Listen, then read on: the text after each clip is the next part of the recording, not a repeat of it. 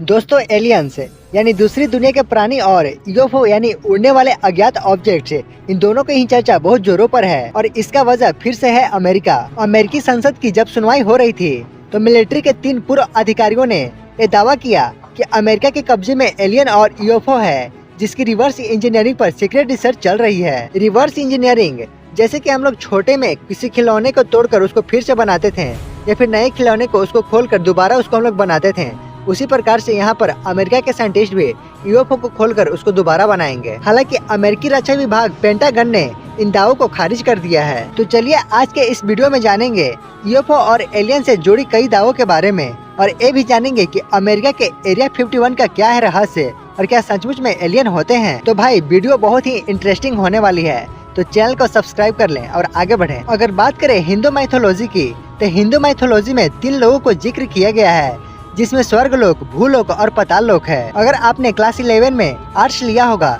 या फिर आप कॉम्पिटिटिव एग्जाम की तैयारी कर रहे होंगे तो आपने प्राचीन सुमेरियन सभ्यता के बारे में पढ़ा होगा। और सुमेरियन माइथोलॉजी में अनुनाकी का जिक्र है। ये देवताओं का एक समूह था जो स्वर्ग से धरती पर आया था, यानी कि कई धर्म ग्रंथों में भी धरती के परे भी जीवन की कल्पना की गई थी। और करीब 2000 साल पहले यूनानी लेखक लुसियंस ने अपनी किताब अ ट्रू हिस्ट्री में कुछ यात्रियों की कहानी लिखी है जो एक बवंडर में फंसकर चांद तक पहुंच गए और वहां अजीबोगरीब प्राणी देखे, जैसे कि पंख वाले घोड़े और हाथियों जितने पिस्सू। फिर करीब 1000 साल पहले जापानी कहानी द बैम्बू कॉटेज डॉक्टर में एक ऐसी लड़की की जिक्र है जो चांद से आई है। इसके अलावा प्राचीन काल की कुछ पुरानी पेंटिंग्स और कार्विंग्स में भी स्पेसशिप जैसी चीजों को दर्शाया गया है। हालांकि 18वीं सदी तक दूसरी दुनिया के प्राणियों का जिक्र आता तो वे ज्यादातर चांद या सूरज से जुड़े होते थे, क्योंकि यही धरती से साफ दिखाई देते थे। फिर 1870 के दशक में इटली के खगोल विज्ञानी जियोवानी वर्जिनियो सिरापोरेली ने टेलीस्कोप से मंगल को देखा और इसके बारे में दुनिया को बताया। उसके बाद से ही मंगल ग्रह पर लोग हैं ऐसी कहानियां बनने लगी। और तो और लंदन टूथ मैगजीन में मंगल के धरती पर हमला करने की कहानी भी है। फिर उसके बाद ऐसी बहुत सारी किताबें लिखी गयी जिसमें यह दिखाया गया कि मंगल ग्रह के लोग धरती पर अटैक कर रहे हैं। चलिए अब बात करते हैं यूएफओ देखने के किस्से के बारे में। 24 जून 1947 को अमेरिका के प्राइवेट पायलट और बिजनेसमैन केनेथ आर्नोल्ड ने सिएटल पहाड़ी के पास 9 यूएफओ उड़ते देखे। आर्नोल्ड के मुताबिक ये वी शेप में उड़ रहे थे और उनकी स्पीड 2000 किलोमीटर प्रति घंटा थी। जैसे ही इस बात की खबर छपी, उसके बाद से ही अलग अलग इलाकों में यूएफओ देखे जाने के बारे में बातें आने लगी, जिसमें सबसे चर्चित किस्सा है न्यू मैक्सिको के रोजवेल इलाके का। जुलाई 1947 में आर्मी ने दावा किया कि उन्हें उड़न तस्तरी यानी कि यूएफओ का एक हिस्सा मिला है। हालांकि बाद में वो इससे मुकर गए और ऐसा कह दिए कि वो एक वेदर बलून था। फिर 1961 में अमेरिकी कपल बेटी और बर्नी हिल ने दावा किया कि उन्हें अमेरिका के न्यू हैम्पशायर में दूसरी दुनिया से आए लोगों ने अगवा कर लिया था। फिर 1980 में इंग्लैंड के रेंडलसम फॉरेस्ट में अमेरिकी एयरफोर्स के कुछ लोगों को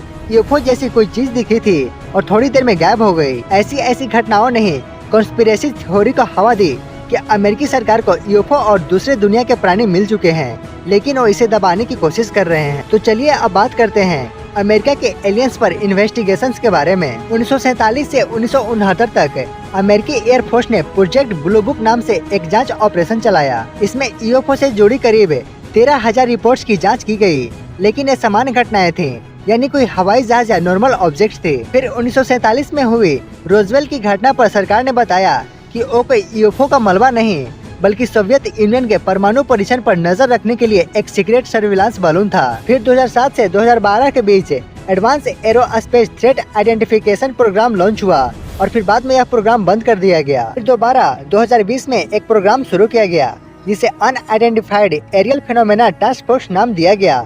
इस टास्क फोर्स की रिपोर्ट 25 जून 2021 को जारी की गई, जिसमें 144 यूएफओ पर स्टडी के बाद कोई पुख्ता सबूत नहीं मिला।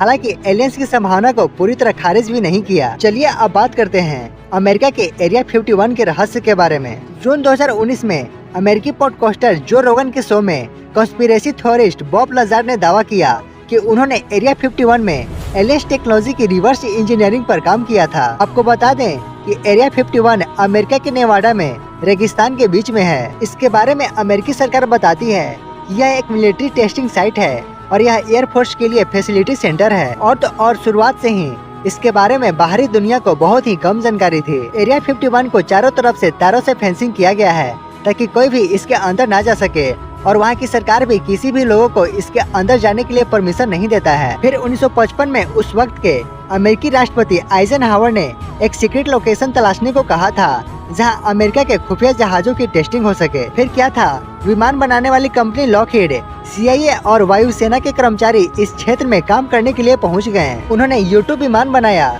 जो उस वक्त सामान्य विमानों से बहुत ऊपर उड़ सकता था। अमेरिकी दस्तावेजों के मुताबिक उस वक्त किसी को ये यकीन नहीं था कि 60,000 फीट से ऊपर कोई चीज उड़ान भर सकती है।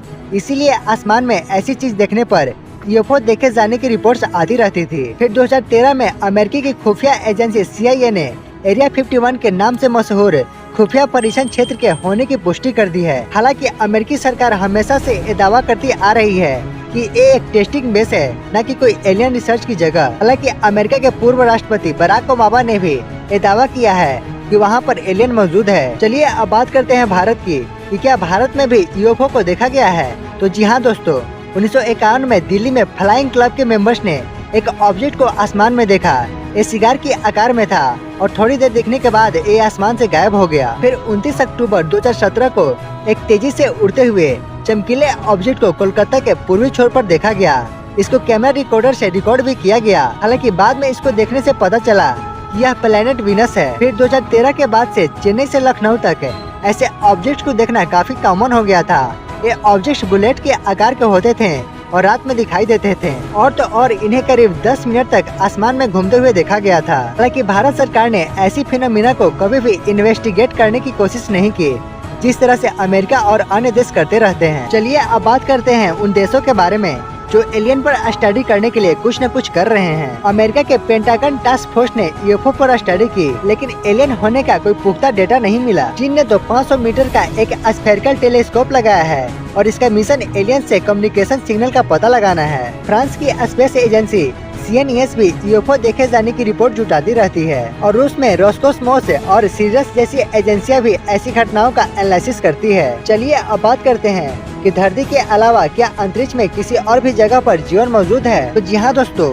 साइंस कम्युनिटी के अधिकांश लोगों का मानना है कि इस ब्रह्मांड में धरती के अलावा भी इंसानों की तरह इंटेलिजेंट प्रजातियां हो सकती है। और हमारी आकाश गंगा में 30 करोड़ ग्रह हैं और यदि पृथ्वी के आकार का कोई ग्रह अगर किसी खास क्लाइमेट जोन में हो तो वहाँ पर भी जीवन की संभावना हो सकती है। अमेरिका के एस्ट्रोफिजिकल जर्नल के एक आर्टिकल के मुताबिक हमारी आकाश गंगा में हमारे अलावा 36 इंटेलिजेंट सभ्यताएं हो सकती है। हालांकि एलियंस अभी तक धरती पर आए हैं या नहीं, इसके बारे में साफ साफ कहना बहुत ही मुश्किल बात है। UFO वैज्ञानिकों के लिए एक अजूबा है क्योंकि इसके बारे में कोई पुख्ता जानकारी नहीं है। अभी तक देखे गए ज्यादातर ऑब्जेक्ट्स उल्का पिंड, टूटते हुए तारे और शुक्र ग्रह हो सकते हैं। तो दोस्तों आपका क्या कहना है, क्या अमेरिकी सरकार एरिया 51 के बारे में झूठ बोल रही है या सच है?